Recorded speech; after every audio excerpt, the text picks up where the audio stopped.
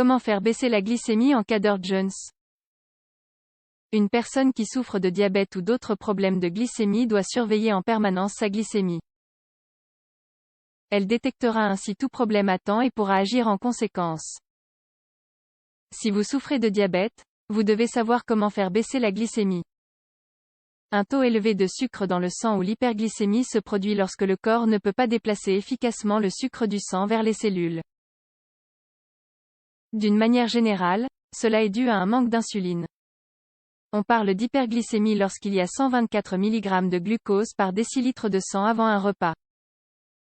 Après un repas, le chiffre doit être inférieur à 180 mg de glucose par décilitre de sang. Une glycémie élevée met la santé en danger. Cette situation concerne notamment les personnes atteintes de diabète de type 1 et 2. Comment identifier une urgence diabétique? Quelle que soit la cause de l'hyperglycémie, il est important de reconnaître les symptômes afin de savoir quoi faire. Ces symptômes sont les suivants. Augmentation excessive de la soif. Envie d'uriner fréquente, sueur froide, vision floue, faiblesse et léthargie. Engourdissement, mal de tête, nausées et vomissements, difficulté à respirer, mal au ventre, cétone dans les urines. Il est très important d'agir rapidement. Si la situation évolue, il existe un risque de coma diabétique ou d'acidocétose. Cette urgence médicale se produit lorsqu'il n'y a pas assez d'insuline. D'autres complications, telles que la neuropathie diabétique, la rétinopathie diabétique, les problèmes rénaux ou cardiaques et le syndrome hyperosmolaire hyperglycémique, HHS, peuvent également survenir. Comment faire baisser rapidement la glycémie? Un taux de sucre élevé dans le sang doit être traité rapidement pour stabiliser le corps. Il existe 3 mesures d'urgence: l'administration de l'insuline, la consommation d'eau et l'exercice physique. Administrer de l'insuline, un des moyens de faire baisser la glycémie. L'administration d'insuline est la mesure de base en cas d'hyperglycémie chez les personnes atteintes de diabète de type 1 ou 2.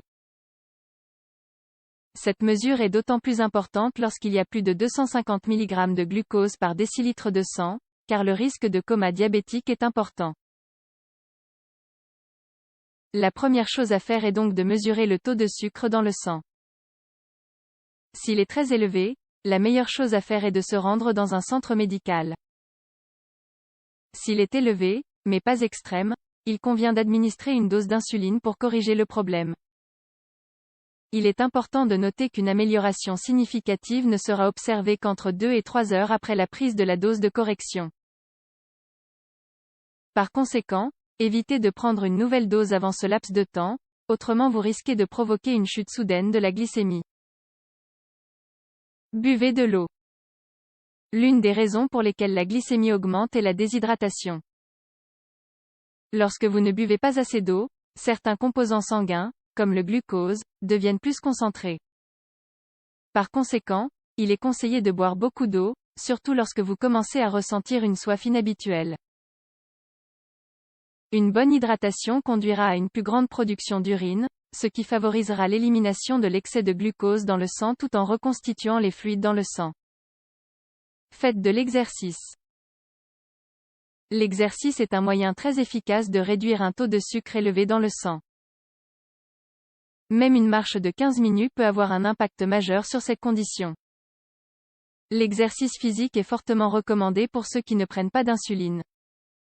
Une personne qui prend de l'insuline et dont la glycémie est très élevée ne doit pas faire d'exercice avant l'administration d'une dose de correction. Autrement, le taux de cétone pourrait augmenter, ce qui aura un effet négatif. Quelques recommandations pour contrôler la glycémie. La meilleure façon de prévenir une augmentation du taux de sucre dans le sang est d'avoir une bonne hygiène de vie. Prenez en considération les recommandations suivantes. Faites régulièrement de l'exercice. Différentes études indiquent que l'exercice physique aide le corps à mieux utiliser le sucre disponible dans le sang. Régulez l'apport en glucides. Le corps convertit les glucides en sucre. Augmentez l'apport en fibres. Les fibres aident à ralentir l'absorption du sucre et la digestion des glucides. Restez hydraté. L'eau potable aide à drainer l'excès de sucre dans le sang par l'urine. De plus, elle prévient la déshydratation. Consommer des aliments à indice glycémique bas. Parmi eux, figurent les haricots, les lentilles, les légumineuses, les céréales, l'orge, le maïs, les patates douces, la viande, les œufs, les crustacés, les légumes et la plupart des fruits. Gérer le stress. Un taux élevé d'hormones de stress peuvent également augmenter la glycémie. Les techniques de relaxation et l'exercice physique sont de bonnes mesures à adopter. Dormez bien.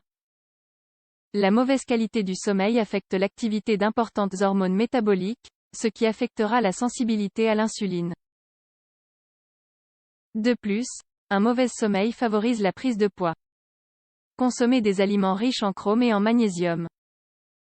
Ces micronutriments aident à réguler le taux de sucre dans le sang. On les trouve dans les feuilles vertes, les avocats, les haricots, les grains entiers, le chocolat noir, les bananes et le poisson. Consommez du vinaigre de pomme et de la cannelle. Le vinaigre de cidre de pomme et la cannelle ont des effets positifs sur le corps, notamment en aidant à maintenir un taux de glycémie stable. Évitez les boissons sucrées. Surveillez votre taux. Il est important de surveiller fréquemment la glycémie pour détecter rapidement toute irrégularité. Gardez votre glycémie sous contrôle avec l'aide de votre médecin.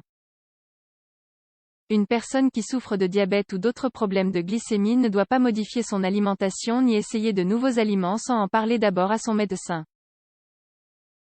Chaque cas est unique. Si votre glycémie augmente relativement fréquemment, vous devriez consulter votre médecin.